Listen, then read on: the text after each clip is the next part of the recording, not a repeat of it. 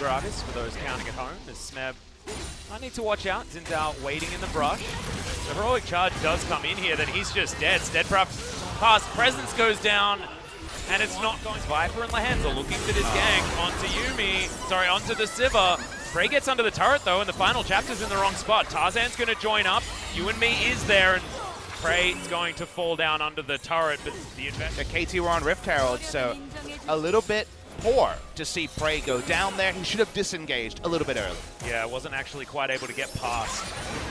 Re-engage. Hands. Okay, Snowflower in trouble as Tarzan's going to get knocked up by the depth charge. Snowflower goes back in, has himself the stopwatch's score, is trying to lumber his way forward. The flash to get Snowflower out of trouble. True Shot Barrage finishes off the kill, and now the minion waves here, and Score has to get the hell out of dodge. Another great You and Me as there's the belly bob. Score goes golden as well to keep him alive, but the flash from Tarzan. Audacious charge gets in. Wind becomes lightning, and a double kill for Griffin. And now this turret's going to go down. 12 minutes on the clock, so all of those turret plates going over to this Ezreal Yuumi lane.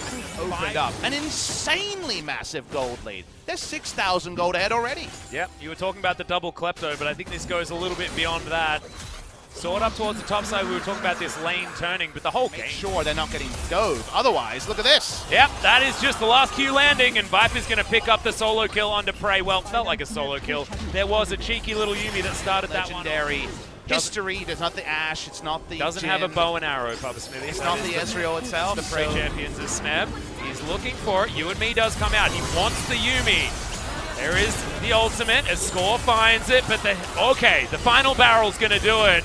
Explosive card. Yeah, well, Smeb's going to flash very early in this one, but the Prowling Projectile does find him regardless. It's going to take a while to kill the Poppy, but he's still definitely dead. Score might follow the same fate, though. He's going to get knocked up underneath his turret. So much displacement as he flashes eventually. Snowflower just trying to tank the turret for his team, and does so beautifully. It feels like he's just cheating. It just feels like he has more gold than anyone we've seen. I don't think he's high rolling on Klepto. I think he's just getting every CS and killing people.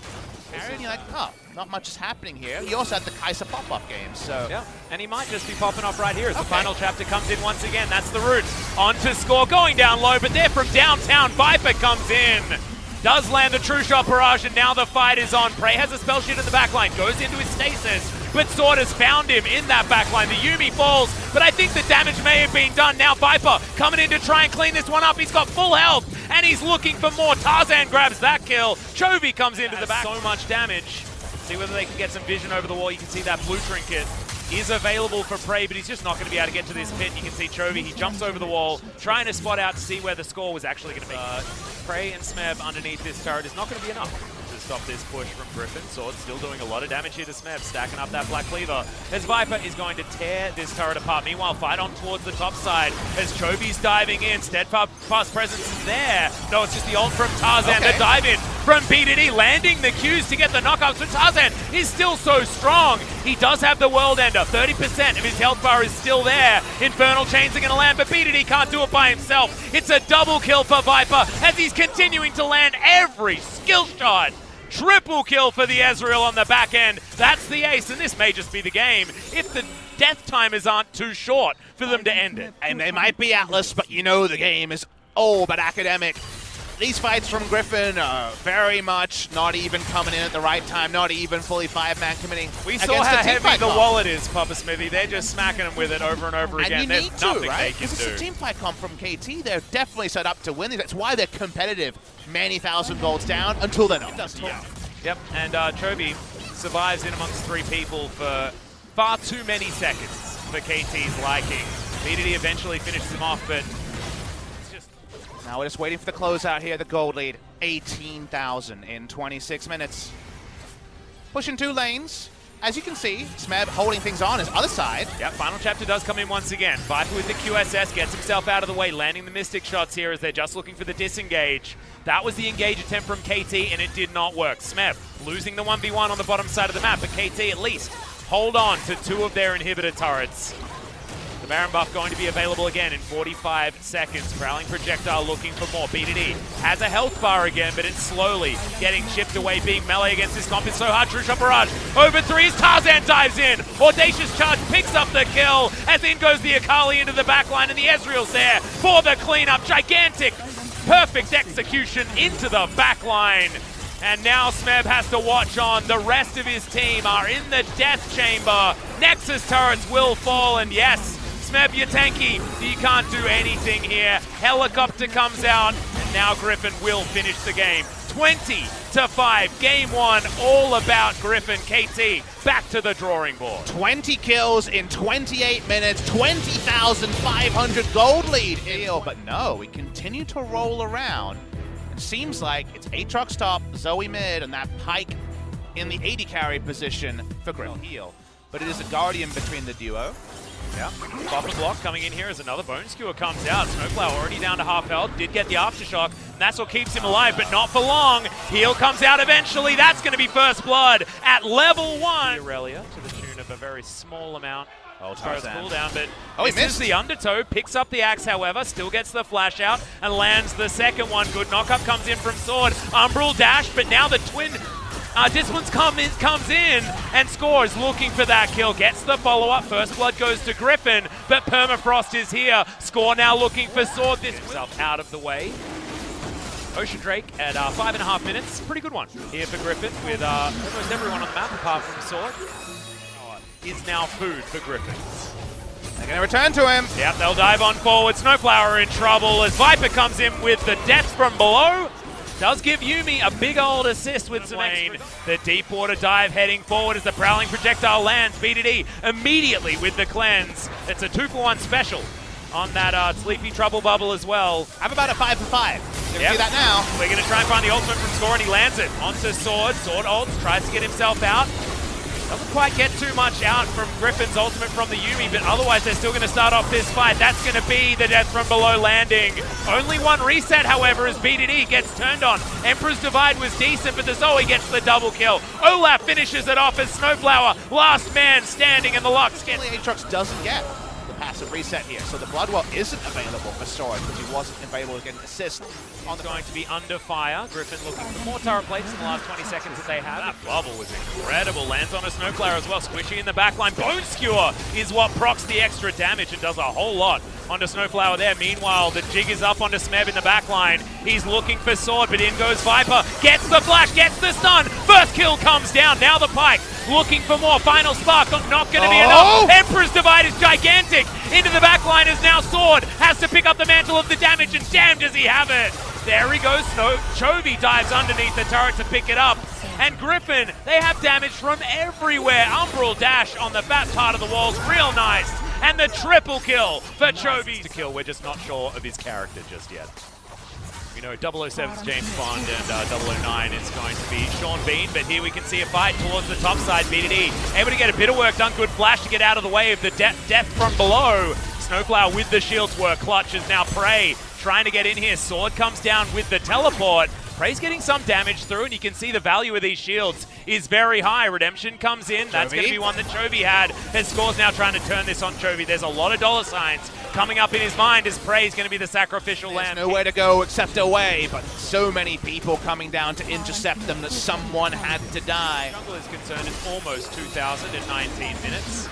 Compared to game one, I agree with you, Alex. Stick with something like Aatrox and Olaf would probably be able to draw it down bot side. Yep, final chapter comes in. That's going to be the stun out of Viper as well. Death from below is all too easy. Looking academic on this map for Griffin as they'll take down the inner turret. Pressure mounting around the map as inners in every lane are getting brutalized. LCK fans everywhere getting flashbacks of a bad time, of a dark time, of a loss to G2 and a elimination from MSI. Deadly effective. Speaking of effective, Baron's low. Yep, BDD had to run past the kiddie pool. The Baron does fall down. Sword, nice knock up. In fact, BDD is just getting booped around in this fight. The Emperor's Divide is there. BDD surviving for a long time, but Sword eventually grabs it. That's going to be the reset as well. Look at the gigantic damage of this Griffin squad. It's going to be their third ace of the game. The Umbral dash coming in from Sword. Doesn't have another one as Sword gets behind the wall, but he knows. Tarzan just diving in, Chovy backing him up to kill Prey. Not a great day for Prey, not a great day for KT, and Score says goodbye full world. Yeah, another death from below after the reset. And Griffin now circling. They are certainly worse than Sharks in the water right now. We're Australians, we know all about Sharks. He'll probably stop after he was super far ahead, because now the needlessly large rod, the Magi is not necessarily core items as you get towards the mid-game, unless you're sitting at 0-0-18 like he is. Griffin will get rid of the last two remaining inhibitors, and now they're circling once again. This Nexus is... If I was that Nexus, I'd be real scared. If something going wrong, his Score is going to go wide on the ultimate. Final chapter does come in. Smeth's looking for his fountain, but the Nexus turrets are going to fall. The You and Me gets hands out of trouble. He is just dancing around KT so beautifully, and the Nexus is going to fall before any member of KT even goes down. Griffin with utter... Like to avoid.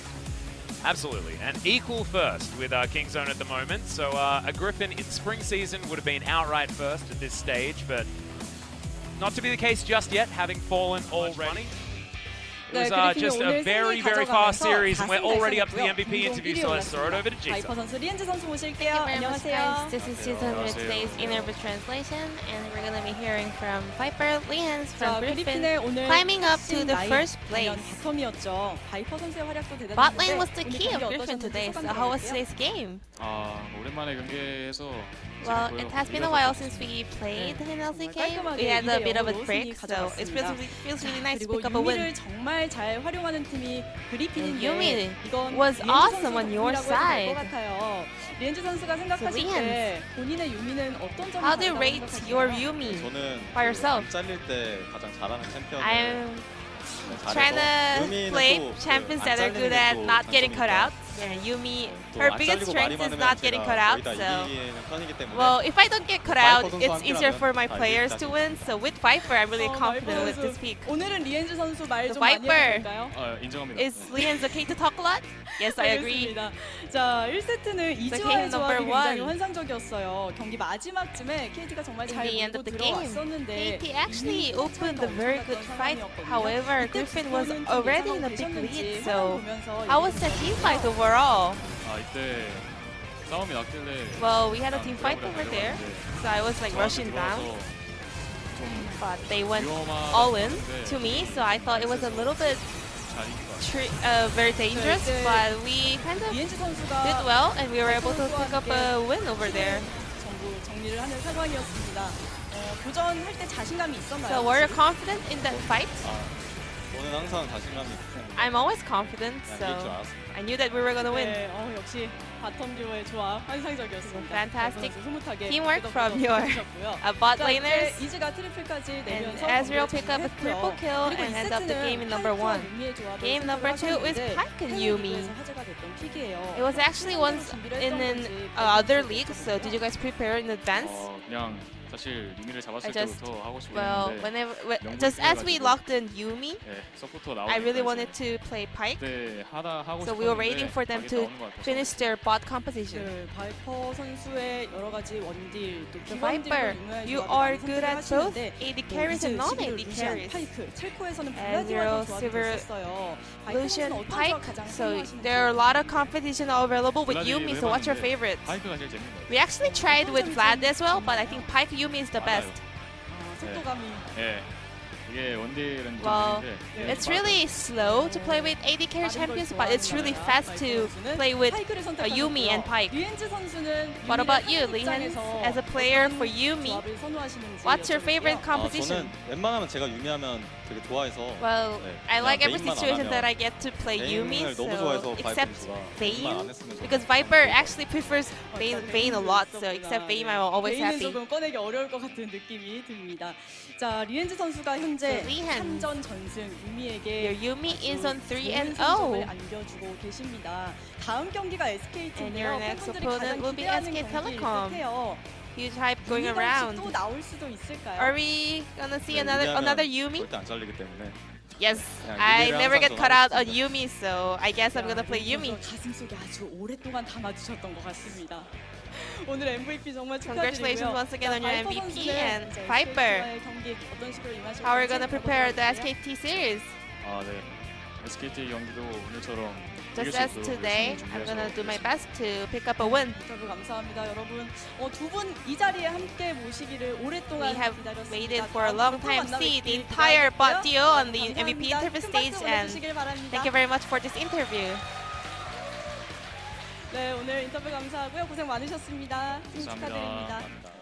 Thanks very much, Ji-sun, for the interview translation. Great to hear from bottom lane of Griffin as well. Understated as usual, despite what they did on Summoner's Rift being as far to the opposite of that as you can get.